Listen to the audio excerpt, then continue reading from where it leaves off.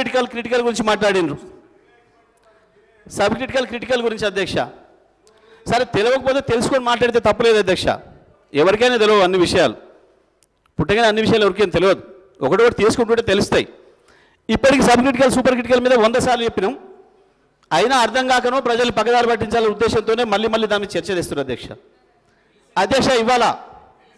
ఇవాళ కేంద్ర ప్రభుత్వం ఇచ్చిన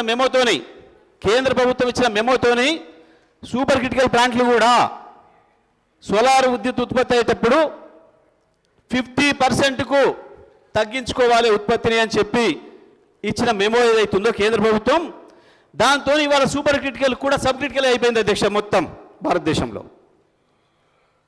దీని విషయంలో ప్రజలకు పోవాలి సమాచారం. సబ్ క్రిటికల్లో కొద్దిగా బొగ్గు ఎక్కువ కాలుతుందని, సూపర్ క్రిటికల్లో తక్కువ కాలుతుందని, దాంతో పొల్యూషన్ తగ్గుతుందని లేదా పెరుగుతుందని ఈ టెక్నాలజీ వచ్చింది అధ్యక్ష. సూపర్ క్రిటికల్ ద్వారా కొంత తగ్గుతుంది. అప్పటి వరకు ప్రపంచంలో మొత్తం 2014 ముందు మొత్తం ప్రపంచం సబ్ క్రిటికలే. ఈ 800 మెగావాట్ల పైన ఉత్పత్తి చేసే పరిస్థితి వచ్చిన టెక్నాలజీని తయారు చేసిన తర్వాత దీనికి సూపర్ క్రిటికల్ అని పేరు పెట్టారు, దానికి సబ్ క్రిటికల్ పేరు పెట్టారు. అవాళ మన రాష్ట్రంలో కావచ్చు, భారతదేశంలో కావచ్చు, ఎన్టీపీసీ ఆధ్వర్యంలో నడుస్తున్నాయి కావచ్చు, ఏ ప్రభుత్వ రంగ సంస్థల ఆధ్వర్యంలో జరిగినాయైనా నిర్మాణం అయినాయి అన్నీ కూడా సబ్ క్రిటికల్ టెక్నాలజీ అధ్యక్ష. మనం వచ్చే నాటికి ఉన్న కరెంటు ఇబ్బందుల్లో మనకి ఇబ్బందులు ఉండగా, ఇంతకుముందు వారు చెప్పారు జనాభా తక్కువనే ఎక్కువ ఇచ్చిండ్రు రేపు ప్రమాదం వస్తుందని. కాదు అధ్యక్ష, ఆ రోజు యూటిలైజేషన్ ఎంత ఉందో చూసి దాని ప్రకారం ఇచ్చిండ్రు. తెలంగాణ ప్రాంతంలో ఎంత యూటిలైజ్ అవుతుంది కరెంటు, అక్కడ ఎంత అవుతుందని చూసి దాని ప్రకారం కేంద్రం చట్టంలో పెట్టింది అధ్యక్ష.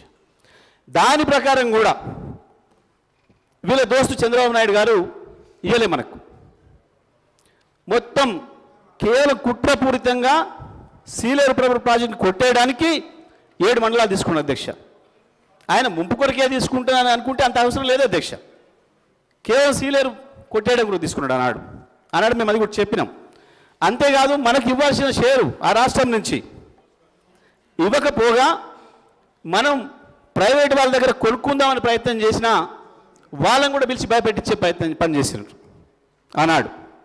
అటువంటి పరిస్థితులలో డిమాండ్ పెరుగుతుంది బాగా, ఎంత వీలైతే అంత తొందరగా మనం దాన్ని చేరుకోవాలి డిమాండ్ తగ్గట్టుగా అని చెప్పి ఆ రోజు BHEL అధ్యక్ష, ఇప్పటి కూడా మేము చెప్తున్నాం, BHEL ప్రభుత్వ రంగ సంస్థ, కేంద్ర ప్రభుత్వ రంగ సంస్థ, మన రాష్ట్ర ప్రభుత్వ రంగ సంస్థలు ట్రాన్స్కో జెన్కో. ఒక ప్రభుత్వ రంగ సంస్థకి ఇంకో ప్రభుత్వ రంగ సంస్థకు మధ్యన ఒప్పందాలు జరిగితే అందులో ఏందో మతలం ఉంది అని చెప్పేది అమాయకత్వమా, తెలివితక్కువతనమా, లేదా మోసం చేయడానిక, ప్రజల్ని మోసగించడానిక? ఏముంటుంది దీంట్లో? ప్రభుత్వానికి ఏ రకంగా ఇంట్లో పొరపాటు చేయడానికి అవకాశం ఉంటుంది? BHEL నుంచి డబ్బులు తీసి లంచాలు ఇస్తారా అధ్యక్ష? చైర్మన్ గారు ఎవరికన్నా అవుతుందా? ప్రభుత్వ రంగ సంస్థల నుంచి సాధ్యమవుతుందా? అయినా ప్రభుత్వ రంగ సంస్థ నుంచి ప్రభుత్వ రంగ సంస్థకు నామినేషన్ మీద ఇచ్చుకోవచ్చు అని ఉంది అక్కడ, కేంద్రంలోనే అవకాశం ఉంది. గతంలో 100,000 జరిగినాయి అధ్యక్ష. ఇక్కడ ఈ సందర్భంగా ఇంకోటి గుర్తు చేయాలి.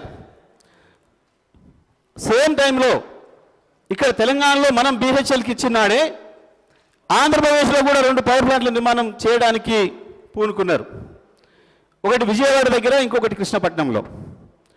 విజయవాడ దగ్గర 800 మెగావాట్ల ఏదైతే వాళ్ళు నిర్మాణం చేయదలుచుకున్నారో ఆ ప్లాంటు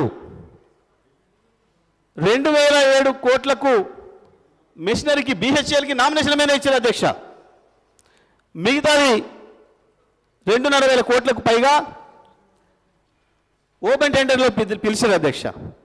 ఆనాడు మనం ఇచ్చిందేమో 3,800 కోట్లకు మన కొత్తగూడెం పవర్ ప్లాంటు, కానీ ఆంధ్రప్రదేశ్లో విజయవాడలో ఇచ్చిందేమో 4,700 కోట్లకు.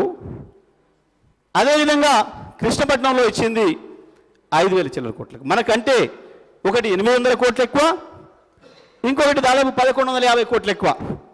ఆనాటికి మన ముఖ్యమంత్రి గారు కూడా తెలుగుదేశం పార్టీలో ఇక్కడనే ఉన్నారు, ఎమ్మెల్యేగా ఇక్కడనే ఉన్నారు. అక్కడ ఆ పార్టీ నిర్ణయాలు తీసుకుంటున్నాడు, ఆ పార్టీ ప్రభుత్వం. మరి దీనివల్ల మనకు లాభం జరిగిందా, నష్టం జరిగిందా?